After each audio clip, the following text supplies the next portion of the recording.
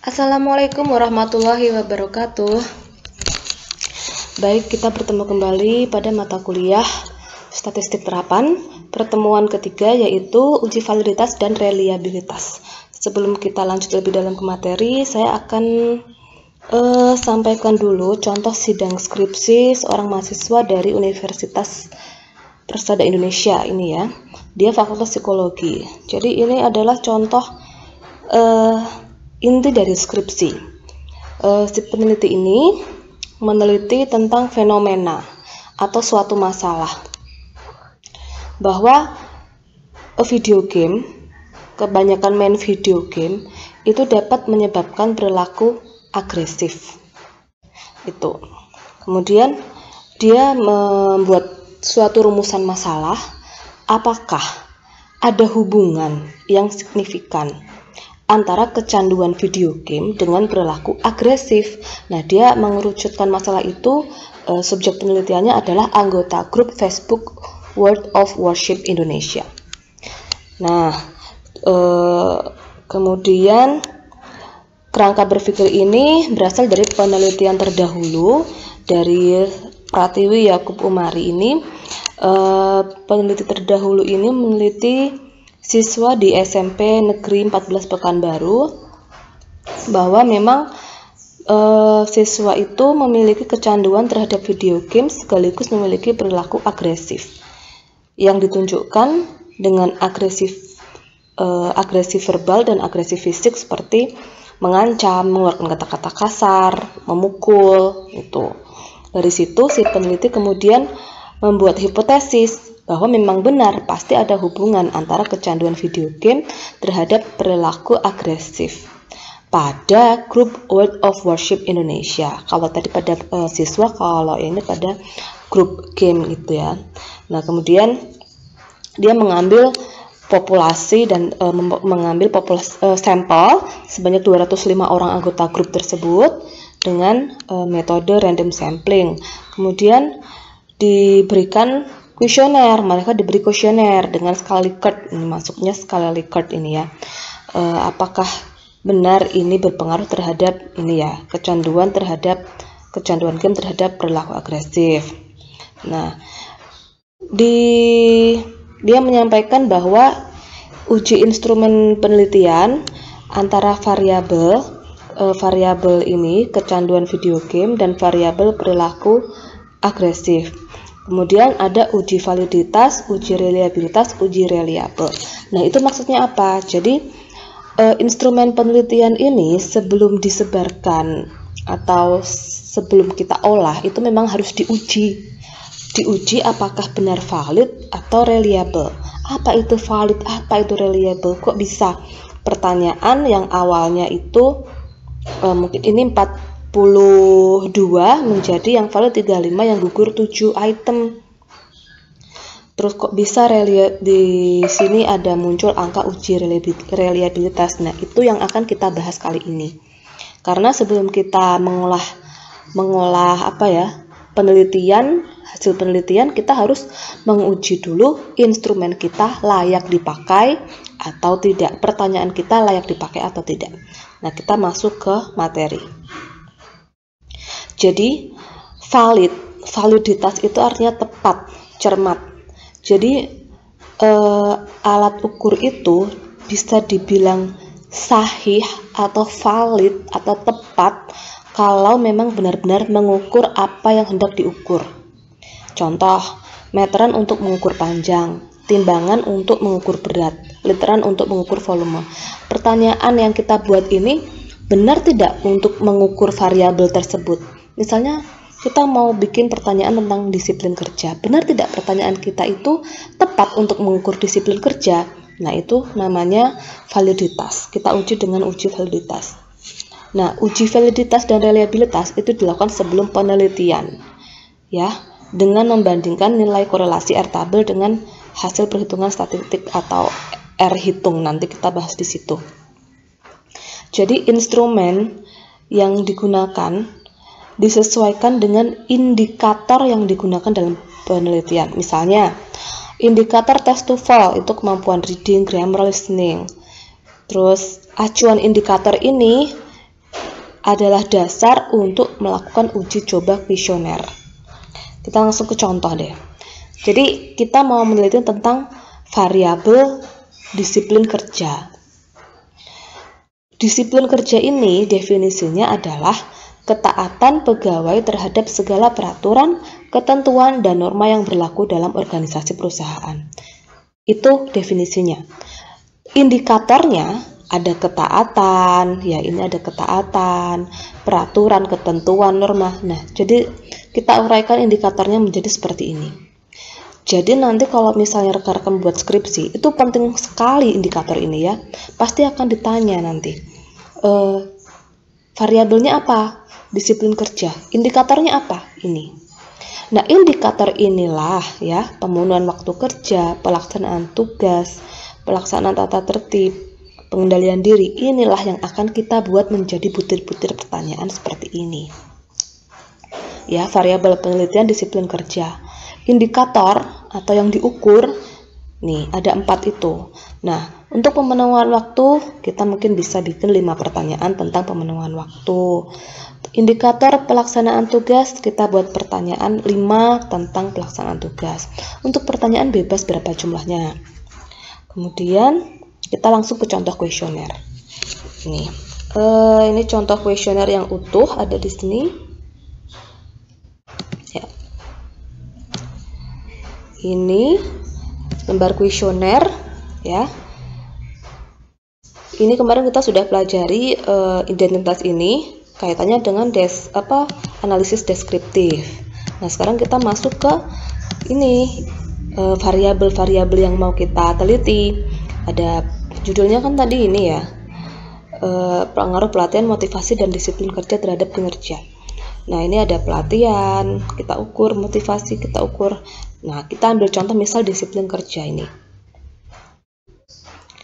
Untuk disiplin kerja, contoh kuesionernya itu untuk pernyataannya, nih, ini misalnya pernyataan ya, tentang indikator penggunaan waktu secara efektif. Berarti pertanyaannya atau pernyataannya, saya mampu menyelesaikan pekerjaan secara tepat waktu. Nah, diukur dengan ini, sangat setuju, setuju, netral atau ragu-ragu, tidak setuju, sangat tidak setuju. Ini pakai skala Likert. Itu. Nah, dimana poinnya adalah kalau sangat setuju itu 5, setuju itu 4, entah atau ragu-ragu atau netral itu 3, tidak setuju itu 2, sangat tidak setuju itu 1. Nah, itu nanti mereka mengisi mencentang yang mana. Terus kita skor, kita hitung skornya. Kita hitung skornya, jadinya nanti seperti ini. Nah, ini sebenarnya mengerjakan hasil kuesioner di Excel itu bisa ya. Seperti ini ya. Nanti kan masih ada variabel yang lain juga bisa ini nanti ditambahin variabel pelatihan kayak gitu. Kita ambil salah satu contoh variabel, yaitu variabel disiplin kerja. Nah, ini ada responden. Respondennya itu kita ambil minimal 30 dulu lah untuk menguji. Kita uji coba pakai 30 orang dulu aja pas mereka menjawab itu kayak gimana. Nah, ini untuk pertanyaan, ini respondennya ada 30 ke bawah, kemudian pertanyaannya itu ada 20. Jadi saya bikin 20 ya. Nah, mereka ngisi skornya ini. Nih. Kemudian kita total. Nah, ini dari Excel saya pindahkan ke SPSS. Kalau teman-teman mau ngisi langsung di SPSS bisa, atau dari Excel copy paste ke SPSS ini juga bisa. Kalau saya tadi mengcopy paste ya dari Excel ke SPSS. Biasa sih ngopinya ya. Misalnya ini ya, kita copy ya ini, kita blok dari sini nih sampai sini total ke bawah. Kemudian kita paste ke SPSS di sini ini, di data view ini. Selesai. Kemudian di variabel view saya ubah desimalnya menjadi 0 ya, 0 enak kan gini. Terus name-nya yang tadi awalnya var1, var2, var3 saya ganti menjadi x1, x2, x3 dan seterusnya, dan di sini total. Nah, seperti itu. Kalau sudah seperti ini, kita bisa menganalisis apakah instrumen kita itu valid atau sahih. Ya, kita langsung untuk analyze caranya scale, kemudian reliability analysis. Baik, jadi untuk menguji